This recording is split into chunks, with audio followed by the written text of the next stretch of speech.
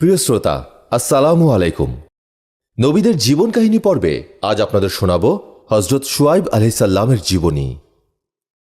আল্লাহর গজবে ধ্বংসপ্রাপ্ত প্রধান ৬টি প্রাচীন জাতির মধ্যে পঞ্চম জাতি হল আহলে মাদিয়ান। মাদিয়ান হল লুত সাগরের নিকটবর্তী সিরিয়া ও হিজাজের সীমান্তবর্তী একটি জনপদের নাম, যা অদ্যাবধি পূর্ব জর্ডানের সামুদ্রিক বন্দর মোআন এর অদূরে বিদ্যমান রয়েছে। কুফুরি করা ছাড়াও এ জনপদের লোকেরা ব্যবসাকালে ওজন ও মাপে কম দিত, রাহাজানি ও লুটতরাজ করত, অন্যান্য পথে জনগণের মাল সম্পদ ভক্ষণ করত। বালাজুরি বলেন, ইব্রাহিম পুত্র মাদিয়ানের নামে এ জনপদটি পরিচিত হয়েছে। শুআয়ব আলাইহিসসালাম এদের প্রতি প্রেরিত হয়েছিলেন। উনি মুসা আলাইহিসসালামের শ্বশুর ছিলেন। কওমে লুত এর ধ্বংসের অনতিকাল পরে কওমে মাদিয়ানের প্রতি তিনি প্রেরিত হন। চমৎকার বাগ্মিতার কারণে আমাদের রাসূল সাল্লাল্লাহু আলাইহি সাল্লাম তাকে খাতিবুল আম্বিয়া বা নবীগণের মধ্যে সেরা বাগ্মী বলেছেন। আহলে মাদিয়ানকে পবিত্র কোরআনে কোথাও কোথাও আসহাবুল আইকাহ বলা হয়েছে, যার অর্থ জঙ্গলের বাসিন্দাগণ। এটা বলার কারণ এই যে এ অবাধ্য জনগোষ্ঠী প্রচণ্ড গরমে অতিষ্ঠ হয়ে নিজেদের বসতি ছেড়ে জঙ্গলে আশ্রয় নিলে আল্লাহ রাব্বুল আলামিন তাদেরকে সেখানেই ধ্বংস করে দেন।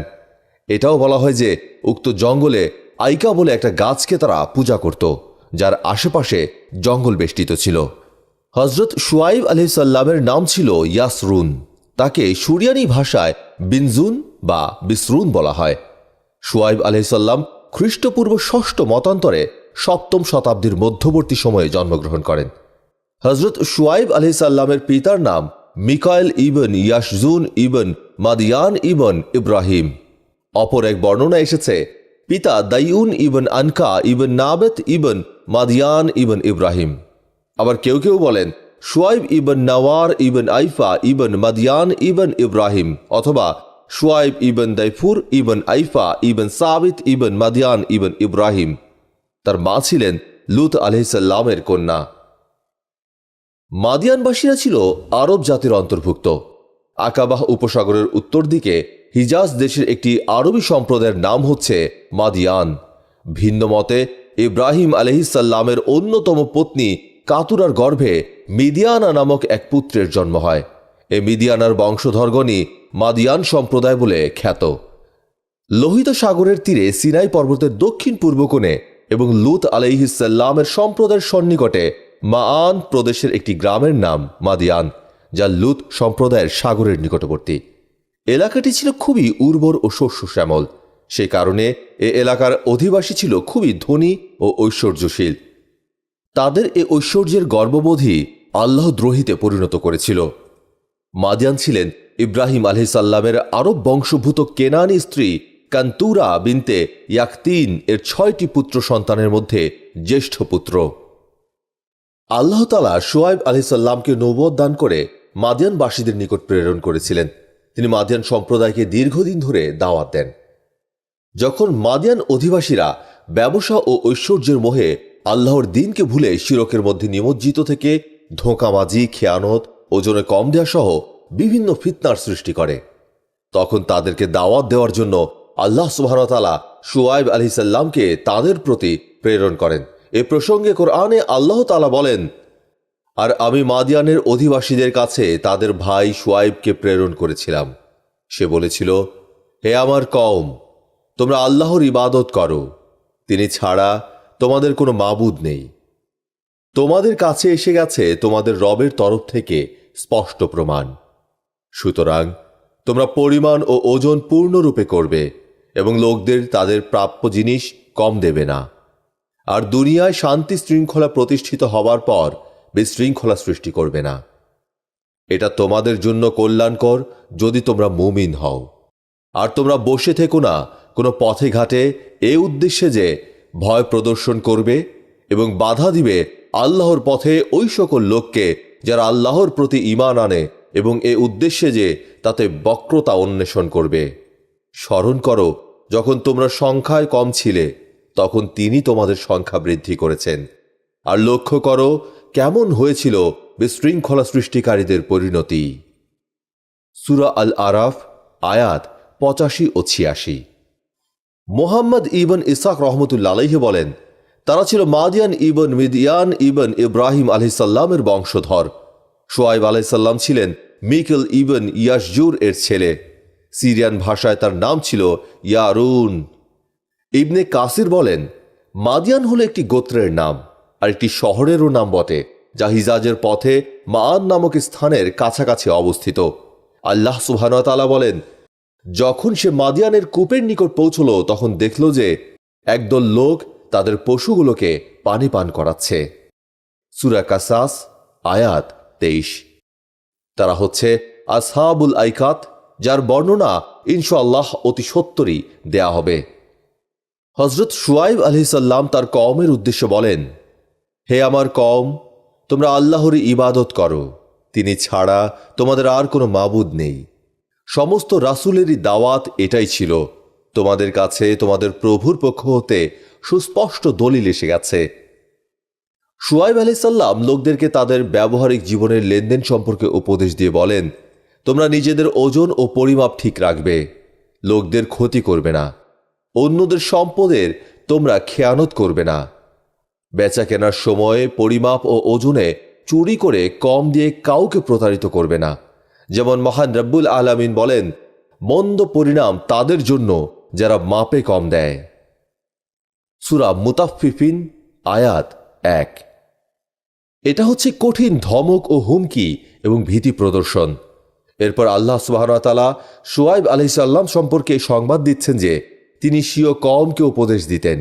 তাকে খাতিবুল আম্বিয়া বা নবীগণের ভাষণদাতা বলা হতো, কেননা তিনি অত্যন্ত বাকপটুতার সাথে ভাষণ দিতে পারতেন এবং জনগণকে অতি চমৎকার ভাষায় উপদেশ দিতেন।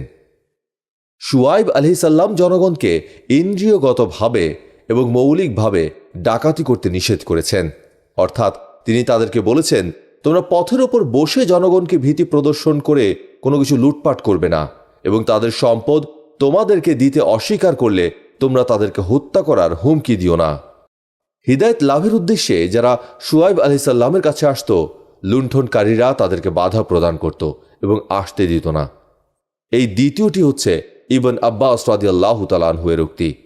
প্রথম উক্তিটি হচ্ছে বেশি স্পষ্ট এবং রচনার সাথে সামঞ্জস্যপূর্ণ, কেননা সিরাতের অর্থ পথ। আর ইবন আব্বাস রাদিয়াল্লাহু তাআলা আনহু যা বুঝেছেন তা তো মহান আল্লাহ রাব্বুল আলামিন অন্য আয়াতে স্বয়ং বলেছেন, যারা ঈমান এনেছে তোমরা তাদের পথে বসে যাচ্ছ এবং সৎ লোকদেরকে আমার পথে আসতে বাধা প্রদান করে ভুল পথে ফিরিয়ে দিচ্ছ। শুআয়ব আলাইহিসসালাম স্বীয় কওমের লোকদেরকে সম্বোধন করে বললেন, হে আমার কওমের লোকেরা, তোমরা সংখ্যায় কম ছিলে এবং দুর্বল ছিলে, অতঃপর আল্লাহ সুবহানাহু ওয়া তাআলা তোমাদের সংখ্যা বৃদ্ধি করে তোমাদের শক্তিশালী করেছেন। এজন্য তোমাদের তাঁর নিকট কৃতজ্ঞতা প্রকাশ করা উচিত, কেননা এটা তোমাদের প্রতি মহান আল্লাহর বড়ই অনুগ্রহ বটে। পূর্বযুগে পাপীদেরকে পাপের কারণে শাস্তি দ্বারা ধ্বংস করে দেওয়া হয়েছিল। এর থেকে তোমাদের শিক্ষা গ্রহণ করা উচিত যে তোমরা এরূপ কাজ করলে তোমাদের পরিণতিও ওইরূপই হবে। আমার প্রচারের মাধ্যমে যদি তোমাদের একটি দল ঈমান আনে আর অন্যটি ঈমান না আনে, তাহলে তোমরা অপেক্ষা করো এবং ধৈর্যের সাথে কাজ করো, যে পর্যন্ত না আল্লাহ আমাদের ও তোমাদের মধ্যে ফয়সালা করে দেন। তিনিই হচ্ছেন সর্বোত্তম ফয়সালাকারী। মহান আল্লাহ তাআলা বলেন, তার সম্প্রদায়ের দাম্ভিক প্রধানরা বলল, হে শুআয়ব, আমরা তোমাকে ও তোমার সঙ্গে যারা ঈমান এনেছে তাদেরকে আমাদের জনপদ হতে বহিষ্কার করবই, অথবা তোমাদেরকে আমাদের ধর্মাদর্শে ফিরে আসতে হবে। সে বলল, যদি আমরা ইহা ঘৃণা করি তবুও। সূরা আল আরাফ আয়াত ৮৮। কাফেরেরা তাদের নবী শুআয়ব আলাইহিসসালামের সাথে এবং তাঁর সময়ের মুসলিমদের সাথে যে দুর্ব্যবহার করেছিল এবং যেভাবে তাদেরকে হুমকি দিয়ে বলেছিল যে হয় তারা তাদের জনপদ ছেড়ে চলে যাবেন, না হয় তাদের ধর্মে দীক্ষিত হবেন, আল্লাহ সুবহানাহু ওয়া তাআলা এখানে এসব সংবাদই দিচ্ছেন। বাহ্যত এই সম্বোধন রাসূলের প্রতি হলেও প্রকৃতপক্ষে এটা তার উম্মতের প্রতি বটে। শুআয়ব আলাইহিসসালামের কওমের অহংকারী ও দাম্ভিক লোকেরা তাকে সম্বোধন করে বলেছিল, হে শুআয়ব, আমরা তোমাকে ও তোমার সঙ্গীদেরকে জনপদ থেকে বের করে দেব এবং তোমাদেরকে আমাদের ধর্মে ফিরে আসতে হবে। শুআয়ব আলাইহিস সালাম তখন উত্তরে বলেন, যদি আমরা তাতে সম্মত না হই তবুও কি? যদি আমরা তোমাদের ধর্মে ফিরে যাই এবং তোমাদের মতাদর্শকে গ্রহণ করি, তাহলে নিশ্চিত রূপে আমরা আল্লাহর প্রতি মিথ্যা আরোপকারী হব। শুআয়ব আলাইহিস সালাম আরও বলেন, এ কাজ আমাদের দ্বারা সম্পাদিত হতে পারে না। আমরা পুনরায় মুশরিক হয়ে যাব। আমরা যা অবলম্বন করি এবং যা অবলম্বন করি না, সব কিছুতেই আমরা আল্লাহর উপর ভরসা করি। হে আল্লাহ, আপনি আমাদের মধ্যে ও আমাদের কওমের মধ্যে সত্যকে প্রকাশ করে দিন এবং আমাদেরকে তাদের উপর জয়যুক্ত করুন। আপনি হচ্ছেন উত্তম ফয়সালাকারী।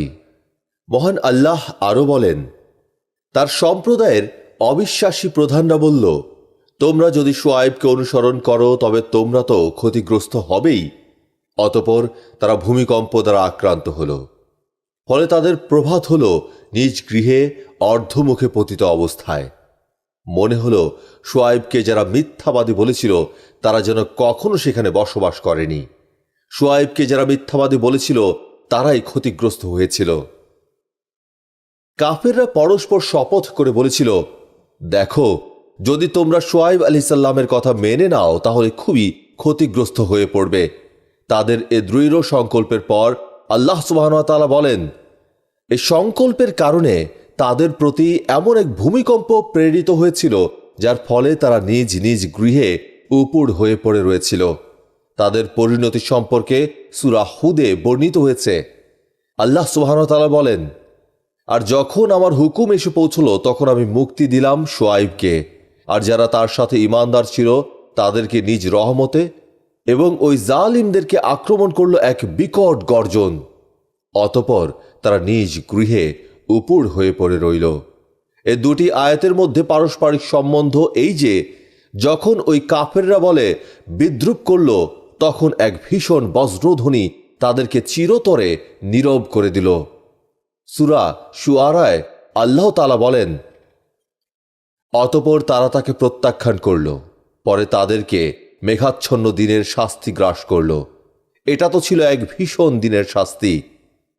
সূরা শুআরা আয়াত 189। এর একমাত্র কারণ ছিল এই যে, তারা শুআয়ব আলাইহিস সালামের কাছে শাস্তির আহ্বান করে বলেছিল, তুমি যদি সত্যবাদী হও তাহলে আকাশের একটি খণ্ড আমাদের ওপর ফেলে দাও। সূরা শুআরা আয়াত 187। তাই আল্লাহ সুবহানাহু ওয়া তাআলা সংবাদ দিলেন যে তাদের ওপর আসমানি আযাব পৌঁছে গেল। তাদের ওপর তিনটি শাস্তি একত্রিত হল। এক, আসমানি শাস্তি, তা এভাবে যে তাদের উপর মেঘ হতে অগ্নি স্ফুলিঙ্গ ও অগ্নিশিখা বর্ষিত হল। দুই, এক ভীষণ বজ্রধ্বনি হল। এবং তিন, এক ভীষণ ভূমিকম্প সৃষ্টি হল, যার ফলে তাদের প্রাণবায়ু বের হয়ে গেল এবং তাদের আত্মাবিহীন দেহ তাদের ঘরের মধ্যে পড়ে রইল। মনে হলো যেন তারা সেখানে কখনোই বসবাস করেনি। শুআয়ব আলাইহিস সালাম একজন সুবক্তা, সুললিত ভাষা ও অত্যন্ত মধুর কণ্ঠের অধিকারী ছিলেন। তিনি তার সম্প্রদায়কে এক আল্লাহর পথে আহ্বান করতেন, তার আযাবের ভয় দেখাতেন এবং তাদেরকে পরিমাপে সঠিক প্রদান ও গুমরাহি থেকে মুক্ত থাকার জন্য আহ্বান করতেন। আল্লাহ সুবহানাহু ওয়া তাআলা বলেন, আর মাদিয়ানবাসীদের কাছে আমি তাদের ভাই শুআয়বকে পাঠিয়েছিলাম। সে বলেছিল, হে আমার কওম, তোমরা ইবাদত করো আল্লাহর, তিনি ছাড়া তোমাদের কোনো মাবুদ নেই, আর তোমরা মাপে ও ওজনে কম দেবে না। আমি তো তোমাদের সচ্ছল অবস্থায় দেখেছি, কিন্তু আমি তোমাদের জন্য এক সর্বগ্রাসী দিনের শাস্তির আশঙ্কা করছি। হে আমার কওম, তোমরা পরিপূর্ণ করবে মাপ ও ওজন ন্যায়নিষ্ঠার সাথে, এবং লোকদেরকে তাদের প্রাপ্য দ্রব্যাদি কম দেবে না, আর পৃথিবীতে ফাসাদ সৃষ্টি করে বেড়াবে না। আল্লাহ অনুমোদিত যা অবশিষ্ট থাকে তা তোমাদের জন্য উত্তম, যদি তোমরা মুমিন হও, আর আমি তোমাদের জন্য পাহারাদার নই। সূরা হুদ আয়াত 84 ও 86। শুআয়ব আলাইহিস সালাম প্রথমে তার কওমকে মাপে ও ওজনে কম দিতে নিষেধ করেন। এরপর পরস্পর লেনদেনের সময় ন্যায়পরায়ণতার সাথে পুরোপুরিভাবে মাপ ও ওজন করার নির্দেশ দেন এবং ভূপৃষ্ঠে বিশৃঙ্খলা সৃষ্টি ও ধ্বংসাত্মক কাজ করতে নিষেধ করেন। তার কওমের মধ্যে ছিনতাই, ডাকাতি, লুটতরাজ প্রভৃতি বদ অভ্যাস অনুপ্রবেশ করেছিল। তিনি বলেন যে মানুষের হক নষ্ট করে লাভবান হওয়ার চেয়ে আল্লাহ প্রদত্ত লাভ বহু গুণে শ্রেয়। তিনি তাদেরকে বলেন, তুমি বলে দাও, পবিত্র ও অপবিত্র সমান নয়, যদিও অপবিত্রের আধিক্য তোমাকে চমৎকৃত করে। সূরা মাইদাহ আয়াত 100। সঠিকভাবে ওজন করে এবং পুরোপুরিভাবে মেপে হালাল উপায়ে যে লাভ হয় তাতেই বরকত হয়ে থাকে। অশ্লীলতা ও পবিত্রতার মধ্যে সমতা কোথায়? তোমাদের উচিত আল্লাহরই ওয়াস্তে ভালো কাজ করা এবং মন্দ কাজ পরিত্যাগ করা, মানুষকে দেখানোর জন্য নয়। শুআয়ব আলাইহিস সালাম তার সম্প্রদায়কে দাওয়াত দিলে মাদিয়ানবাসী তার সাথে ঠাট্টা বিদ্রুপ করে। আল্লাহ সুবহানাহু ওয়া তাআলা বলেন, তারা বলল, হে শুআয়ব, আপনার নামাজ কি আপনাকে শিক্ষা দেয় যে আমরা ত্যাগ করি ওইসব উপাস্যকে যাদের উপাসনা করে আসছে আমাদের বাপ দাদারা? অথবা আমাদের সম্পদে আমরা ইচ্ছে মতো যা কিছু করে থাকি তা ত্যাগ করি? আপনি তো একজন বুদ্ধিমান ভালো মানুষ। সূরা হুদ আয়াত 87। শুআয়ব আলাইহিস সালাম এর কওম তাকে ঠাট্টা করে বলল, ওহে, তুমি খুব ভালো কথাই বলছো। তোমার পঠন তোমাকে এটাই হুকুম করছে যে আমরা আমাদের পূর্বপুরুষদের রীতিনীতি পরিত্যাগ করে আমাদের পুরাতন উপাস্যদের উপাসনা ছেড়ে দেই। আর এটাও খুব মজার কথা যে আমরা আমাদের নিজেদের মালেরও মালিক থাকব না, সুতরাং এ ব্যাপারে যা ইচ্ছে তাই করতেও পারবো না, কাউকে মাপেও ওজনে কম দিতে পারবো না। হাসান রহমতুল্লাহ আলাইহি বলেন, আল্লাহর শপথ, শুআয়ব আলাইহিস সালামের সালাতের দাবি এটাই ছিল যে তিনি তাদেরকে গায়রুল্লাহর ইবাদত ও মখলুকের হক বিনষ্ট করা হতে বিরত রাখবেন। সুফিয়ান আস-সাউরি রহমতুল্লাহ আলাইহি এই আয়াতের ব্যাপারে বলেন, আমরা নিজেদের মালে নিজেদের ইচ্ছা অনুসারে ব্যবস্থা অবলম্বন করি। তাদের এ উক্তি দ্বারা তারা বোঝাতে চেয়েছে আমরা কেন জাকাত দিব। বাস্তবে কি তুমি হচ্ছ বড়ই সহিষ্ণু সদাচারী। তারা শুধু বিদ্রুপ করেই শুআয়ব আলাইহিস সালামকে জ্ঞানবান ও ধর্মপরায়ণ বলেছিল। মহান আল্লাহ আরও বলেন, সে বলল, হে আমার সম্প্রদায়, তোমরা আমাকে বলো, আমি যদি আমার প্রতিপালক প্রেরিত স্পষ্ট নিদর্শনে প্রতিষ্ঠিত হয়ে থাকি, আর তিনি যদি তাঁর কাছ থেকে আমাকে ভালো জীবিকা দিয়ে থাকেন, তবে কি করে আমি আমার কর্তব্য থেকে বিরত থাকব? আমি তোমাদেরকে যা নিষেধ করি আমি নিজে তা করতে ইচ্ছা করি না। আমি আমার সাধ্যমতো সংস্কার করতে চাই। আমার কাজ তো আল্লাহরই সাহায্যে। আমি তাঁরই দিকে মুখ ফিরিয়েছি। হে আমার সম্প্রদায়, আমার সাথে মতের অমিল যেন কিছুতেই তোমাদের এমন ব্যবহার না করায় যাতে তোমাদের ওপর তেমন শাস্তি পড়বে, যা পড়েছিল নূহের সম্প্রদায়ের ওপর, আর হুদের সম্প্রদায়ের ওপর, বা সালের সম্প্রদায়ের ওপর, আর লুতের সম্প্রদায় তো তোমাদের থেকে দূরে নয়। তোমরা তোমাদের প্রতিপালকের কাছে ক্ষমা প্রার্থনা করো ও তাঁর দিকে ফিরে যাও। আমার প্রতিপালক তো পরম দয়ালু, প্রেমময়। ওরা বলল, শুআয়ব, তুমি যা বলো তার অনেক কথা আমরা বুঝি না, আর আমরা তো আমাদের মধ্যে তোমাকে দুর্বলই দেখছি। তোমার স্বজনবর্গ না থাকলে আমরা তোমাকে পাথর ছুঁড়ে মেরে ফেলতাম। আমাদের চেয়ে তো তুমি শক্তিশালী নও। সে বলল, হে আমার সম্প্রদায়, তোমাদের কাছে কি আমার স্বজনবর্গ আল্লাহর চেয়ে বেশি শক্তিশালী? তোমরা তাকে সম্পূর্ণ ভুলে গিয়েছ। তোমরা যা করো আমার প্রতিপালক তো তা ঘিরে রয়েছেন। হে আমার সম্প্রদায়, তোমরা যেমন করছো করতে থাকো, আমিও আমার কাজ করছি। তোমরা শীঘ্রই জানতে পারবে কার উপর আসবে অপমানকর শাস্তি আর কে মিথ্যাবাদী। সুতরাং তোমরা প্রতীক্ষা করো, আমিও তোমাদের সাথে প্রতীক্ষা করছি।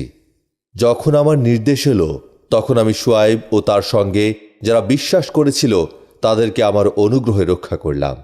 তারপর যারা সীমা লঙ্ঘন করেছিল তাদেরকে এক মহা গর্জন আঘাত করল। তাই ওরা নিজেদের ঘরে উপুড় হয়ে শেষ হয়ে গেল, যেন তারা সেখানে কখনো বসবাস করেনি। জেনে রাখো, ধ্বংসই ছিল মাদিয়ানবাসীদের পরিণাম, যেভাবে ধ্বংস হয়েছিল সামুদ সম্প্রদায়। সূরা হুদ আয়াত ৮৮ থেকে ৯৫। শুয়াইব আলাইহিসসালাম স্বীয় কওমকে বলতে লাগলেন, দেখো, আমি আমার রবের তরফ থেকে দলিল প্রমাণের উপর প্রতিষ্ঠিত রয়েছি এবং সেই দিকেই তোমাদেরকে আহ্বান করছি।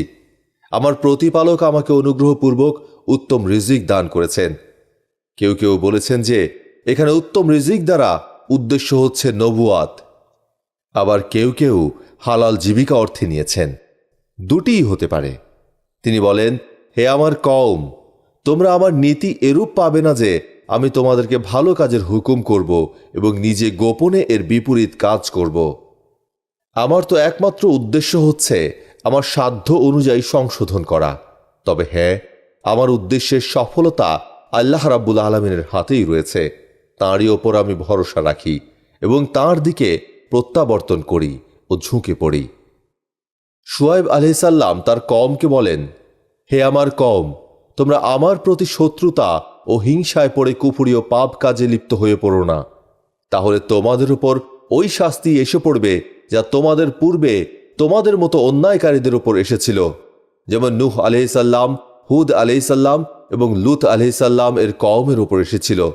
বিশেষ করে লূত আলাইহিসসালামের কওম তো তোমাদের থেকে বেশি দূরে নয় এবং তাদের বাসস্থানও তোমাদের বাসভূমির অতি নিকটবর্তী। এই আয়াতের ব্যাখ্যায় কাতাদা রহমতুল্লাহ আলাইহি বলেন, আমার সাথে মতবিরোধ করে তোমরা বিপথে যেও না। সুদ্দি রহমতুল্লাহ আলাইহি বলেন, আমার প্রতি তোমাদের শত্রুতার কারণে তোমরা তোমাদের পথভ্রষ্টতা ও অবিশ্বাসের ওপর অবিচল থেকো না, যার ফলে তোমাদেরকে যেন তোমাদের পূর্ববর্তীদের মতো আযাবের সম্মুখীন হতে না হয়। তোমরা তোমাদের পূর্ববর্তী পাপরাশির জন্য মহান আল্লাহর নিকট ক্ষমা প্রার্থনা করো।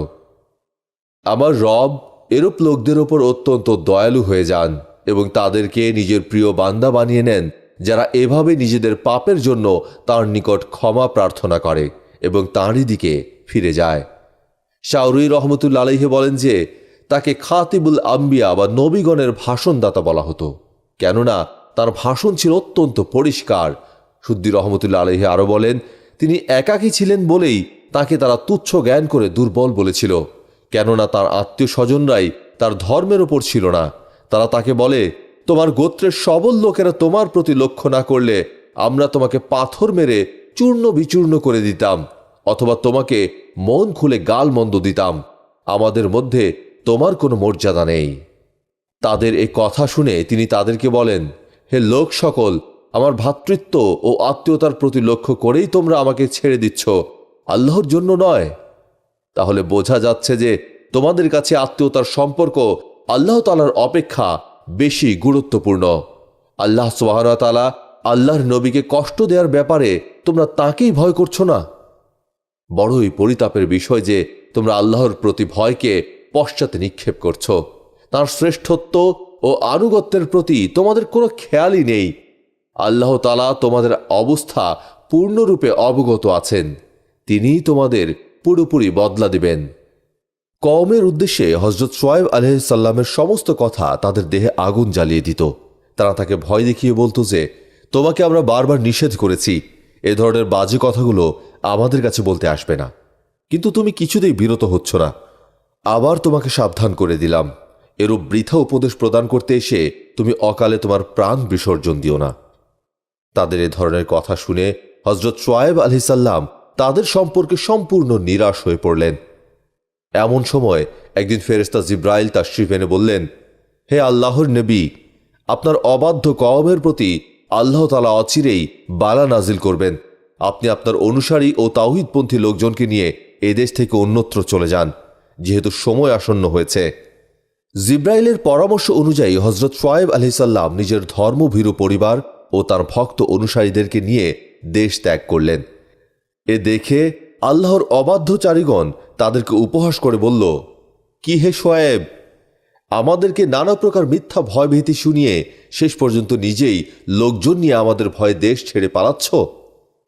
হযরত শুআয়ব আলাইহিসসালাম জবাবে বললেন, আমি পালাচ্ছি না, বরং আল্লাহর নির্দেশেই দেশ ত্যাগ করছি, কেননা এ দেশে শীঘ্রই আল্লাহর গজব এসে পড়বে। তার জবাব শুনে তারা আরও বেশি পরিমাণে বিদ্রূপ ও উপহাস করে করতালি দিয়ে হাসাহাসি ও বলাবলি করতে লাগলো যে দেখো, সে এখনও আমাদেরকে ফাঁকা গজবের ভয় দেখাচ্ছে। হজরত শোয়েব আলাইহিসসালাম তাদের কথার কোনো জবাব না দিয়ে তার লোকজন নিয়ে চলে গেলেন এবং উক্ত শহর হতে অর্ধক্রোশ দূরবর্তী একটি জায়গায় গিয়ে বাস করতে লাগলেন। তার সঙ্গে সর্বমোট 1700 লোক ছিল। হজরত শোয়েব যেদিন দেশ ত্যাগ করলেন সেদিন দিন শেষে রাত আসে। রাতটি নিরুদ্রপে কেটে গেল। রাতে গিয়ে পরদিন ভোরেই আল্লাহর গজব এসে উপস্থিত হল। দোজখ হতে অগ্নির কিছু উত্তাপ ফেরেশতাগণ ওই দেশের উপরে পৌঁছে দিলেন। তাতে সারা দেশ আগুনের মতো উষ্ণ হয়ে গেল। ঘর বাড়ি, পথ ঘাট, মাঠ প্রান্তর সবই বেশি উত্তাপে মানুষ দাঁড়ানোর অযোগ্য হয়ে পড়ল। লোকজন ঘরে টিকতে না পেরে দৌড়ে মাঠে গেল। মাঠ ঘাটেরও একই অবস্থা। গাছ লতা পরিপূর্ণ বাগানেরও অবস্থা তদ্রূপ। মাটির উপরে পা রাখা যায় না, ফোসকা পড়ে যায়। গাছ লতার উপরে হাত রাখলে হাত পুড়ে যেতে চায়। নদী নালা, খাল বিল, কূপের পানি গরমে জোশ হয়ে টকবক করে ফুটতে লাগল। বহু লোক পাগলের মতো দিশেহারা হয়ে দৌড়াতে দৌড়াতে শেষ পর্যন্ত জমিনের ওপর পড়ে প্রাণ হারাল। এমনি অবস্থায় হঠাৎ আকাশে কালো মেঘের আবির্ভাব হল। যেদিকে সে মেঘ দেখা গেল, লোকজন মনে করল যে ওই মেঘের নিচে আরাম মিলবে ও শীঘ্রই বৃষ্টি নেমে দেশ শীতল হয়ে যাবে। এরূপ মনে করে লোকেরা ওই মেঘের ছায়ায় দৌড়ে যেতে লাগল। কিন্তু তাতে তারা আরো অধিক বিপন্ন হল। মেঘ হতে বৃষ্টির বদলে আগুনের শিখা বর্ষিত হল। তাতে লোকজন পুড়ে মরতে লাগল। এমনি অবস্থায় ফেরেশতা জিব্রাইল এসে এত জোরে এক হাঁক দিলেন যে সে হাঁকের প্রবল গর্জনে লোকজন কেঁপে উঠে জ্ঞান হারিয়ে ফেলল এবং সঙ্গে সঙ্গে মারা গেল। এভাবে কিছুক্ষণের মধ্যে সমগ্র দেশটি জীবিত প্রাণীশূন্য একটি নির্জন মরুভূমিতে পরিণত হয়ে গেল।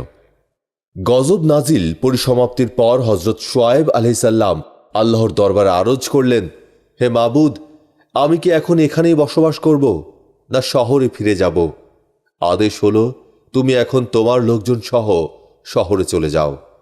হজরত শোয়েব আলাইহিসসালাম শহরে ফিরে এসে দেখেন যে তিনি তার যে সকল মুমিন উম্মতদেরকে সঙ্গে নিয়ে গিয়েছিলেন তাদের ঘর বাড়িসমূহ সম্পূর্ণ ঠিক রয়েছে। শুধুমাত্র বিধর্মী ও অবাধ্য লোকদের ঘরবাড়িগুলোই জ্বলে পুড়ে ছারখার হয়ে গেছে।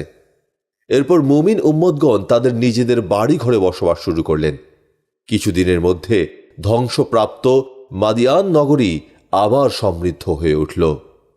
এ ভীষণ ধ্বংসকাণ্ডের পর হজরত শোয়েব আলাইহিসসালাম তার কওমের মধ্যে আবার 12 বছরকাল ধর্ম প্রচার করছিলেন। তার কওমটি এভাবে ধ্বংস হয়ে যাওয়ার ফলে মাঝে মাঝে প্রায় তিনি আল্লাহর দরবারে অতিমাত্রায় কাঁদতেন। কাঁদতে কাঁদতে তার চক্ষু দুটি অন্ধ হয়ে গেছে। একদিন ফেরেশতা জিব্রাইল আলাইহিসসালাম এসে বললেন, হে আল্লাহর নবী, আপনি কেন এত কাঁদছেন বলুন? যদি আপনি আপনার চক্ষুর জন্য কাঁদেন তবে আল্লাহ তাআলা তা ভালো করে দেবেন, আর যদি অন্য কোনো ইচ্ছা থাকে তাও পুরো করে দেবেন। যদি দোজখের ভয়ে কেঁদে থাকেন তবে কান্না বন্ধ করুন, কেননা আল্লাহ আপনার জন্য দোজখ হারাম করে দিয়েছেন। আর যদি কোনো পার্থিব উদ্দেশ্য সাধনের আকাঙ্ক্ষায় কাঁদেন তবে কাঁদা বন্ধ করুন, কেননা আপনার যে কোনো আকাঙ্ক্ষা আল্লাহ সুবহানাহু ওয়া তাআলা পূরণ করে দেবেন। হজরত শোয়েব আলাইহিসসালাম বললেন, ভাই জিব্রাইল, ওসব কিছুই আমি চাই না। আমি শুধু আল্লাহ তাআলার দিদার কামনা করি। আল্লাহ তাআলা যেন আমার এই ইচ্ছা পূর্ণ করেন। ফেরেশতা জিব্রাইল হজরত শোয়েব আলাইহিসসালামের এই আকাঙ্ক্ষার কথা আল্লাহর দরবারে জানালেন। আল্লাহ তাআলা তাকে বললেন, জিব্রাইল, তুমি শোয়েবকে জানিয়ে দাও, রোজ কিয়ামতে অবশ্যই আমি তার ইচ্ছা পূর্ণ করব। বিভিন্ন নির্ভরযোগ্য সূত্র থেকে জানা যায় যে শোয়েব আলাইহিসসালামের 2 জন কন্যা সন্তান ছিল। বড় কন্যার নাম ছিল সফুরা আর ছোট কন্যার নাম ছিল লিয়া। কোনো কোনো ঐতিহাসিক ও তাফসীরকারকদের মধ্যে তাদের এ নাম নিয়ে মতভেদ আছে, যদিও উক্ত দুটির নামই বেশি প্রসিদ্ধ ও বহুল প্রচলিত।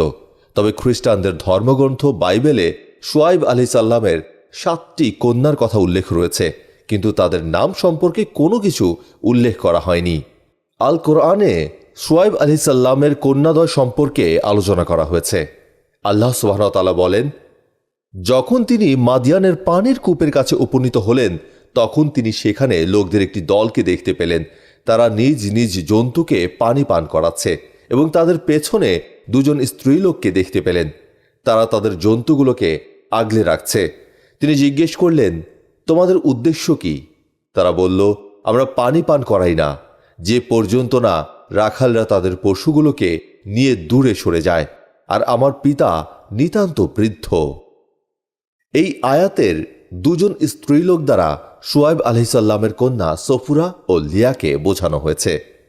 উল্লেখিত আয়াতের ব্যাখ্যায় তাফসিরে মাআলিমুত তানজিল এর গ্রন্থাকার বলেন, মুসা আলাইহিসসালাম ফিরাউনের রাজত্ব থেকে 8 দিন অতিবাহিত হওয়ার পর মাদিয়ান এসে দেখতে পেলেন যে কিছু লোক তাদের পশুকে পানি পান করাচ্ছে। এই সময় তিনি তাদের পাশে দুটি যুবতী মেয়েকে দেখতে পেলেন। তারা কূপ থেকে পানি নেওয়ার জন্য অপেক্ষা করছে। মুসা আলাইহিসসালাম তাদের অপেক্ষা করার কারণ জিজ্ঞেস করলে তারা বলল, তাদের বকরিকে পানি পান করানোর জন্যই তারা অপেক্ষা করছেন, কেননা তাদের পিতা একজন বয়োবৃদ্ধ লোক। মুসা আলাইহিসসালাম তাদের এ অবস্থা দেখে দয়া পরবশ হয়ে পশুগুলোকে পানি পান করিয়ে দিলেন। আল্লাহ সুবহানাহু ওয়া তাআলা বলেন, অতঃপর মুসা আলাইহিসসালাম তাদের পক্ষে পশুগুলোকে পানি পান করালেন। তারপর সরে গিয়ে ছায়ার নিচে বসলেন এবং দোয়া করলেন, হে আমার রব, যে অনুগ্রহই আপনি আমার প্রতি করবেন আমি তার মুখাপেক্ষী। এ প্রসঙ্গে হাদিসের এক বর্ণনা এসেছে। ওমর ইবনুল খাত্তাব রাদিয়াল্লাহু তাআলা আনহু হতে বর্ণিত, তিনি বলেন, মুসা আলাইহিসসালাম যখন মাদিয়ানের পানির নিকট পৌঁছলেন তখন তিনি দেখলেন একদল মানুষ তাদের পশুকে পানি পান করাচ্ছে, এবং পানি পান করানো শেষ হলে তারা কূপের উপর একটি মস্ত বড় পাথর রেখে দিল, যা অপসারণ করতে 10 জন শক্তিশালী পুরুষের প্রয়োজন হয়।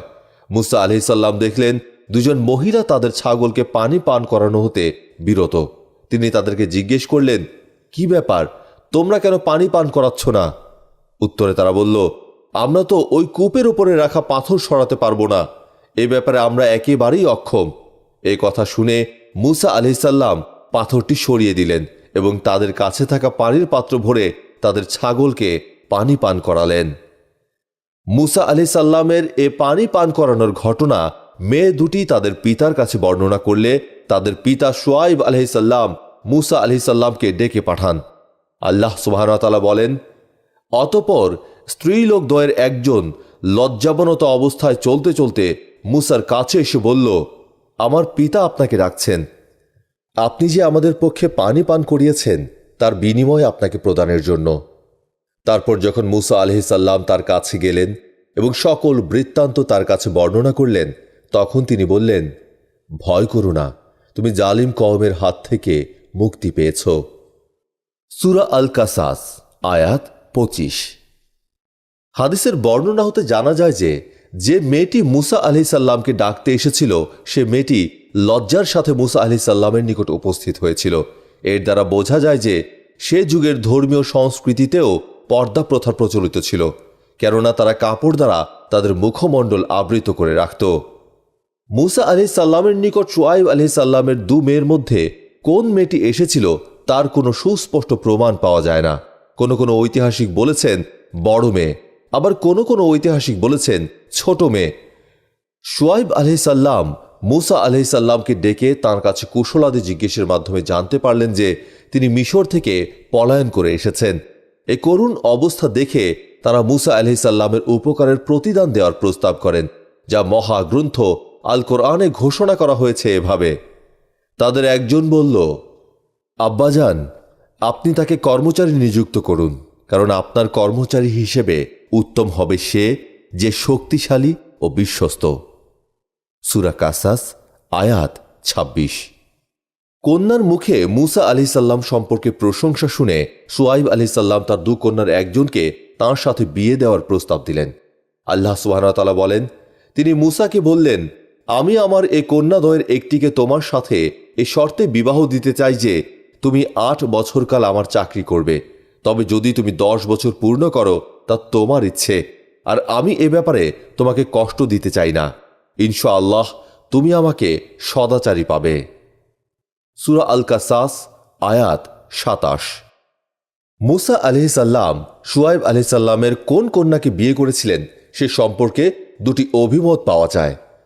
ইবনে কাসির বলেন, তিনি ছিলেন ওই কন্যা যে তাকে দাওয়াত দিতে গিয়েছিলেন এবং তার পিতাকে উত্তম প্রতিদান দিতে বলেছিলেন, সে হলো বড় মেয়ে সফুরা। এটিই প্রসিদ্ধ অভিমত। কেউ কেউ বলেন যে কন্যার সাথে মুসা আলাইহিসসালামের বিয়ে হয়েছিল সে ছিল ছোট কন্যা, যার নাম লিয়া বা লায়া। শুআয়ব আলাইহিসসালামের দেওয়া শর্তে মুসা আলাইহিসসালাম রাজি হয়ে বিয়ের জন্য সম্মতি জ্ঞাপন করলেন। আল্লাহ সুবহানাহু ওয়া তাআলা বলেন, মুসা বলল, আপনার ও আমার মধ্যে এই চুক্তিই রইল। এই দুই মেয়াদের যে কোনো একটি আমি পুরো করলে আমার বিরুদ্ধে আর কিছু বলার থাকবে না। আমরা যা বললাম আল্লাহ তার সাক্ষী রইলেন। সূরা আল কাসাস আয়াত ২৮।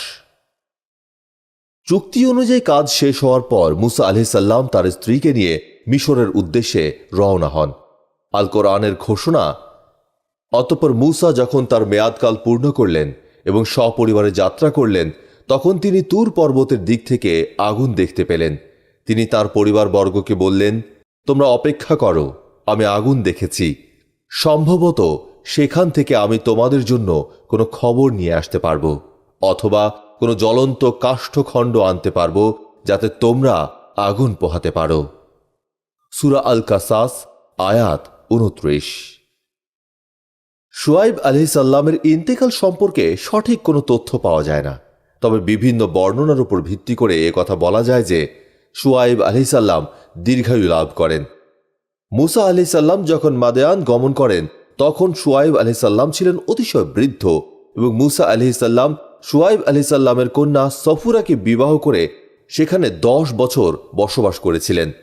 ওহাব ইবনে মুনাব্বি রহমতুল্লাহ আলাইহি থেকে বর্ণিত, হযরত শুআয়ব আলাইহিসসালাম ও তার সঙ্গী মুমিনগণ সকলেই মক্কা শরীফে ইন্তেকাল করেন এবং তাদের কবর কাবা গৃহের পশ্চিম পাশে দারুন নদওয়া ও দারে বনি সাহমের মধ্যবর্তী স্থানে অবস্থিত। হাজরামাউত নামক স্থানে একটি কবর রয়েছে যা বিশিষ্ট ও সাধারণ সকল মুসলমানদের জিয়ারতের স্থান হয়ে রয়েছে। তথাকার অধিবাসীদের দাবি এটি হযরত শুআয়ব আলাইহিসসালামের মাজার। হযরত শুআয়ব আলাইহিসসালাম মাদায়েন ধ্বংস হয়ে গেলে এখানে এসে বসতি করেন। এখানেই তার ইন্তেকাল হয়। হাজরামাউতের বিখ্যাত শহর শিউন এর পশ্চিম দিকে একটি জায়গা আছে যাকে শাবাম বলে। সেখানে যদি কোনো ভ্রমণকারী ওয়াইদিয়ে ইবনে আলীর পথ ধরে উত্তর দিকে চলতে থাকে তবে উক্ত ওয়াইদির পরে সেই স্থানটি আসে যেখানে এই কবরটি অবস্থিত। এখানে কোনো বসতি নেই। যারা এখানে আসে শুধুমাত্র জিয়ারতের উদ্দেশ্যেই এসে থাকে।